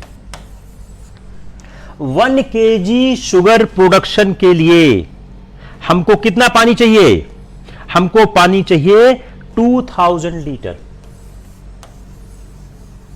ये भी एक सवाल हो गया प्रीलिम्स का आपका। 1 kg। अब इस तरह और सारे का देखिए कि किसके प्रोडक्शन में कितना वाटर चाहिए। 1 kg शुगर प्रोडक्शन के लिए आपका वाटर इनटेक है 2000 लीटर, और 7.5 मेट्रिक शुगर आपने जो एक्सपोर्ट किया है, 7.5 मेट्रिक टन आपने शुगर एक्सपोर्ट किया है। अगर इस शुगर एक्सपोर्ट को हम वाटर से कंपेयर करें कि इसमें कितना वाटर लगा होगा, तो इसको अगर हम ध्यान दें तो 15 बिलियन क्यूबिक मेट्रिक वाटर लगा होगा। Got it? ऐसे ही जो चाइना, अगर ऐसे ही हम राइस के साथ देखें, देखिए मैं फिर रिपीट कर रहा हूं, हमारी कंट्री वाटर स्टेट कंट्री है। हमारा पर कैपिटा वाटर अवेलेबिलिटी 2011 में 15 से 1544 क्यूबिक मेट्रिक था, जो 1140 हो गया है। 1 केजी शुगर को प्रोडक्शन करने में 2000 लीटर वाटर लगते हैं, जो 7.5 मेट्रिक टन हमने शुगर एक्सपोर्ट की है, इसमें 15 बिलियन क्यूबिक मेट्रिक वाटर लगा हुआ है। और इसी तरह राइस को अगर देखें तो राइस की भी फिगर, इस तरह राइस की फिगर की जरूरत नहीं है। अगर हम देखें लगातार, अगर हम दोनों को जोड़ें, राइस को और शुगर को हम जोड़ें, तो इसमें 50 बिलियन मेट्रिक वाटर लगा। 50 बिलियन मेट्रिक वाटर लगा राइस प्लस शुगर। ये आप याद कर लीजिए, ये याद कर लीजिए। राइस और शुगर को जोड़ के अगर हम देखें तो हमारा कितना लगा? 50 बिलियन। राइस और शुगर को अगर हम जोड़ के देखें,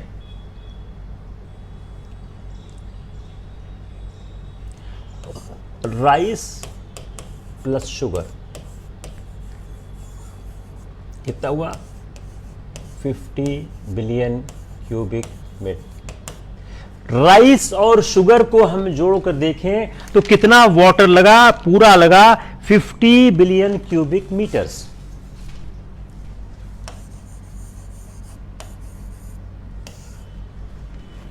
राइस और शुगर को जोड़ने के बाद 50 बिलियन क्यूबिक मीटर वाटर लगा। अब सवाल यहां से स्टार्ट होता है कि क्या हम इतने वाटर के सहारे उत्पन्न होने वाले फसल को लगातार एक्सपोर्ट कर सकते हैं? जहां पर इतनी पानी की आवश्यकता है, जहां पानी की कमी है, क्या हमारा इतने पानी को इस्तेमाल करके जो हमारा एग्रीकल्चरल एक्सपोर्ट है वह सस्टेनेबल है? बात समझ आ गई? हम कहां से चल रहे हैं, बात समझ आई नहीं आई?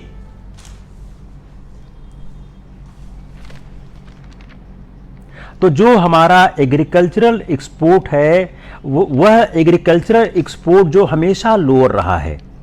अगर हम फाइनेंशियल ईयर से देखें, पिछले फाइनेंशियल ईयर से, वह लगातार कम रहा है। यह इस साल इंडिया का एग्रीकल्चर बढ़ा है। वह जो एग्रीकल्चर एक्सपोर्ट बढ़ा है वह हमारा 20% जीडीपी का बढ़ा है। लेकिन जो हमारा एक्सपोर्ट बढ़ा है यह कैसे बढ़ा है? These exports are actually sourced not only below MSP but also below the average mandi. Not only below MSP but also below मंडी।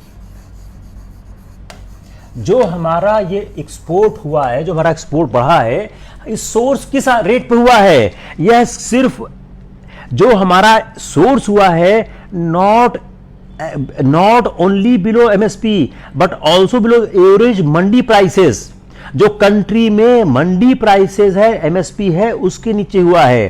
तो आप अगर हम इसको एडजस्ट करें for freight from Mandi two port and loading charges port, अगर हम loading charges को, अगर ट्रांसपोर्टेशन चार्जेस को हम इसमें एडजस्ट करें तो यह फिगर हमारे सामने आती है। इसका मतलब क्या हुआ? एक पॉसिबिलिटी यह है कि the part of supplies to PDS and गरीब किसान योजना are leaking out of selling rice export. तो एक क्या है? एक्सपोर्ट जो हो रहा है वह हमारा लीकिंग, हमारी लीकिंग जो पीडीएस है उससे हो रहा है। यह भी एक पॉसिबिलिटी देखी जा रही है। तो यह हमारे पॉलिसी मेकर के लिए राइट टाइम है कि वह समझने की कोशिश करें राइस और शुगर सिस्टम को, जो उनका एमएसपी है और जो फेयर रिम्यूनरेटरी प्राइसेस है, उनके प्रोडक्शन और प्रोक्योरमेंट को लेके। जो राइस का मामला है, इसमें procurement will have to be limited to the needs of the PDS. जो आपका राइस है वह आप पीडीएस की नीड से आगे मत जाओ,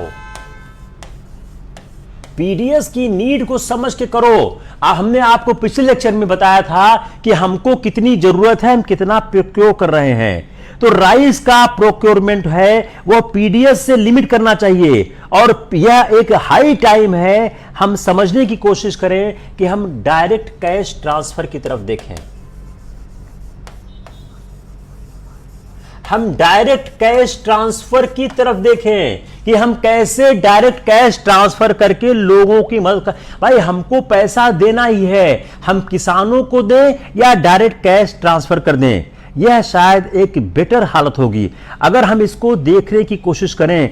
इस कारण चूंकि हम राइस और व्हीट में इतने ज्यादा उलझे हैं कि हम क्रॉप का डाइवर्सिफिकेशन नहीं कर पा रहे हैं, क्रॉप डाइवर्सिफिकेशन नहीं हो पा रहा है। क्यों नहीं हो पा रहा है? क्योंकि किसानों को एमएसपी के कारण व्हीट और राइस को पैदा करने में सहूलियत हो रही है। तो हम जो क्रॉप डाइवर्सिफिकेशन नहीं कर रहे हैं, हम climate change and productivity of the soil,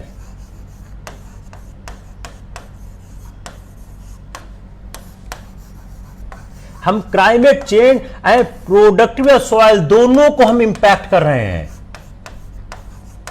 जो हमारा क्रॉप डाइवर्सिफिकेशन से हमारा क्लाइमेट चेंज में हेल्प होता है, और जो हमारी सॉइल की प्रोडक्टिविटी है, दोनों को हम इंपैक्ट कर रहे हैं। जो हमारा बेटर डाइवर्सिफिकेशन ऑफ क्रॉप और एग्री सिस्टम है, यह हमारा वाटर सप्लाई का जो बेटर यूज है, यह हमारा CHG एमिशन को भी ध्यान रखता है। CHG एमिशन, यह हमारे CHG एमिशन को भी ध्यान रखता है, जिस पर हम काम नहीं कर रहे हैं। तो जो हमारा अनप्रोडक्टिव यूज है फाइनेंशियल रिसोर्सेस का, उसको ध्यान में रखना चाहिए। और इसके लिए काम क्या होना चाहिए? हमको R&D में इन्वेस्ट करना चाहिए, हमको कृषि के रिसर्च में इन्वेस्ट करना चाहिए। आज इंटरव्यू के क्लास में एक सवाल खड़ा हुआ, बड़ा अच्छा सवाल था। एक जो एस्पायरेंट जो इंटरव्यू दे रही है, उसने सवाल, बहुत अच्छा सवाल किया कि जो हमारे यहाँ एग्रीकल्चर में विकास नहीं हुआ है, उसके पीछे क्या कारण है। कई कारणों में एक कारण क्या है, हमने एग्रीकल्चर के कॉलेज पे, एग्रीकल्चर की यूनिवर्सिटी पे और एग्रीकल्चर के रिसर्च सिस्टम पर काम नहीं किया है। इसको भी आप लिखिएगा, इसको भी लिखिए। हमने एग्रीकल्चर के कॉलेजेस पे, एग्रीकल्चरल की यूनिवर्सिटीज पे और एग्रीकल्चर के रिसर्च सिस्टम पे काम नहीं किया, उसको इंक्लूड किया जाना चाहिए। अब आपके दिमाग में सवाल उठना चाहिए, यह लेक्चर हमको क्यों पढ़ाया गया? Why this lecture has been taught to us? देखिए, एग्रीकल्चर के एक्सपोर्ट पर सवाल अगर आएगा, प्रीलिम्स में या मेंस में हो, तो एक आसान सा सवाल क्या होगा कि आसान सा सवाल यह होगा कि एग्रीकल्चर का एक्सपोर्ट जो है डिस्पाइट पैंडेमिक इतना अच्छा कैसे हुआ। या एक और अच्छा सा और आसान सवाल क्या हो सकता है कि हमारे पैंडेमिक के बावजूद किस सेक्टर का एक्सपोर्ट सबसे अच्छा हुआ है। लेकिन जब हम इसके अंदर जाएंगे कि इस एग्रीकल्चरल एक्सपोर्ट के फायदे और नुकसान, तब आप बगैर यह तथ्य जाने आंसर नहीं कर पाएंगे। एग्रीकल्चरल एक्सपोर्ट ज्यादा क्या हुआ। दूसरा, हमारे खिलाफ ब्राजील ने, ऑस्ट्रेलिया ने WTO में केस क्यों कर दिया?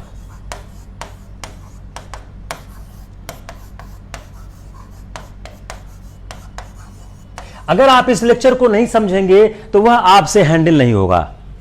और मेंस में अगर सवाल आता है कि क्या, मेंस में सवाल आता है कि क्या एग्रीकल्चरल एक्सपोर्ट सस्टेनेबल है? उसके लिए तो रामबाण है। अगर आप पढ़ना चाहें तो यह अशोक गुलाटी जी का आर्टिकल है। अशोक गुलाटी जी कृषि पर बहुत अच्छा लिखते हैं, आप नेट पे सर्च करके पढ़ सकते हैं।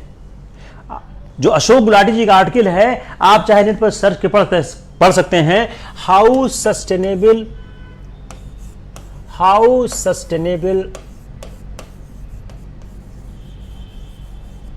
Our agricultural export. यह फाइनेंशियल एक्सप्रेस में भी छपा है और इंडियन एक्सप्रेस में भी छपा है। अंग्रेजी में है, इसलिए शायद हिंदी छात्रों को दिक्कत होगी। अंग्रेजी माध्यम छात्र पढ़ सकते हैं, हिंदी वाले पढ़ सकते हैं। I think it's enough for the day. आप दो चार टॉपिक और चाहे लिख लें। पॉपुलेशन डिक्लाइन का एक इशू है, वो लिख लें। जो नया अर्बन है, इसको मैं जरूर करूंगा, मैं किसी दिन करता हूं। जो न्यू अर्बन में कई उन्होंने पॉलिसीज का उन्होंने डिस्कशन किया है। एक जो पेड़ों से गैस निकलती है, दो आप और निकलिएगा, जो पेड़ों से गैस निकलती है और रियल ऑक्सीमीटर है। क्या है देखिए, एक हफ्ते की न्यूज जो है, अगर मैं सब पढ़ाना चाहूं तो पूरा हफ्ता वही पढ़ाने पे चला जाएगा। लेकिन मैं क्या कर रहा हूं, आप लोगों को मैं ब्रॉड आइडिया दे रहा हूं कि कैसे आप न्यूज को देखें और समझें। उसके बाद आप लोग खुद एनालाइज करने की कोशिश करें। मैं एक बार बार बार रिपीट करता हूं, जब तक आप करंट अफेयर्स को इस तरह पढ़ना नहीं सीखेंगे जैसा मैं पढ़ा रहा हूं, तब तक आप सिविल सर्विसेज तो नहीं क्लियर कर सकते। स्टेट सर्विसेज बारे में उतना नहीं कह सकता, लेकिन सिविल सर्विसेज क्लियर नहीं होगा जब तक आप न्यूज आइटम को ऐसा पढ़ना शुरू नहीं करेंगे। आपका जो मेंस है वो करंट अफेयर से भरा होता है। आपका ज्योग्राफी, आपका इकोनॉमिक्स, आपका international relation, that is complete current affairs, complete current affairs. दूसरा, आप लोग सब लोग ज्वाइन करें YouTube channel online IAS classes by Virendra Ojha. उसमें क्या है, उसमें पूरा सिलेबस कंप्लीट है और बहुत डिटेल्ड में कंप्लीट है। आप उसका लेक्चर सुनना शुरू करिए, 1 by 1 लेक्चर सुनना शुरू करिए। और जिस लेक्चर में आपको लगता है कि यू नीड द क्लासेस, मैं उसमें क्लास भी लेता हूं। देखिए, सारे सिलेबस को फिर से पढ़ाया जाए, उससे अच्छा है उसके लेक्चर सुनिए और फिर आप उसमें मुझसे कहिए, साहब ये पोर्शन क्लियर नहीं हो रहा है, इस पे फर्दर लेक्चर दिया जाए। जैसे फॉर एग्जांपल कि कल्चर पे 69 लेक्चर उसमें हैं। एवरेज लेक्चर 1 घंटे का है, कई लेक्चर उसमें 1.5 घंटे के भी हैं, 2 घंटे के भी हैं। तो मोर देन 80-90 आवर्स के लेक्चर हैं ओनली ऑन द कल्चर। आप लोग उसको, जब पिछले साल एग्जाम टल गया था, हम लोगों ने सुबह शाम दोनों क्लास चलाई थी। उन सुबह शाम दोनों को क्लास को चलाकर पूरा कंप्लीट कर दिया गया था। आप इस लेक्चर को लाइक करें, शेयर करें, आप लोग सारे लोग उसको ज्वाइन करें। हमारी स्ट्रेटजी क्या है, कैसे आपका फास्ट कोर्स पूरा हो, इसलिए हम दोनों चैनल का सहारा ले रहे हैं। इलाहाबाद विश्वविद्यालय परिवार का भी ले रहे हैं, वहां का ले रहे हैं। इस समय इलाहाबाद विश्वविद्यालय परिवार पे 4 से 5 दिन क्लास में ही चल रही है। तो हमारा ये इंटरेस्ट क्या है कि मॉडर्न इंडिया जल्दी फास्ट खत्म हो जाए। तो मॉडर्न इंडिया में हम 1885 से लेके 1927 तक ये हम कर रहे हैं इलाहाबाद विश्वविद्यालय परिवार पे।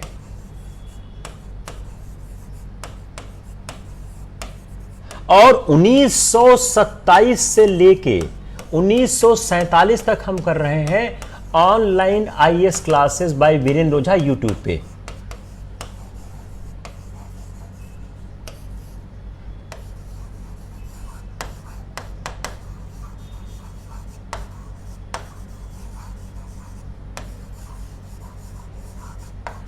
ये 2 चैनल का इस्तेमाल इसलिए कर रहे हैं ताकि क्लासेस ज्यादा से ज्यादा चल सके। जितनी ज्यादा क्लासेस चलेंगी उतना आराम होगा। और हमने 1939 से 47 खत्म कर दिया है। अगले लेक्चर में सिर्फ क्वेश्चन आंसर है, करीब 40 से 50 क्वेश्चन करेंगे। फिर हम 1927 से 47 शुरू करेंगे और 1885 से 1927 से इलाहाबाद विश्वविद्यालय परिवार पे कर रहे हैं। पॉलिटी हम पूरी कर रहे हैं, इलाहाबाद विश्वविद्यालय परिवार पे पॉलिटी चल रही है। मेरे ख्याल से कल हम पॉलिटी शुरू करेंगे। मोस्ट लाइकली कल हम राज्य के नीति निर्देशक तक तो स्टार्ट कर देंगे। Tomorrow I will start the directive principle of state policy. Directive principles of state policy.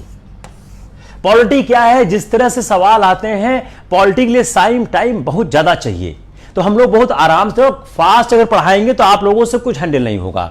जो सैटरडे की क्लास है that is the most important class, Hindi माध्यम के छात्रों के लिए बहुत इंपॉर्टेंट क्यों है, आप लोग अंग्रेजी के न्यूज़पेपर नहीं पढ़ते हो, तो अंग्रेजी के न्यूज़पेपर के जो अच्छे आर्टिकल्स हैं, आइटम्स हैं, आपको प्राप्त हो जाते हैं।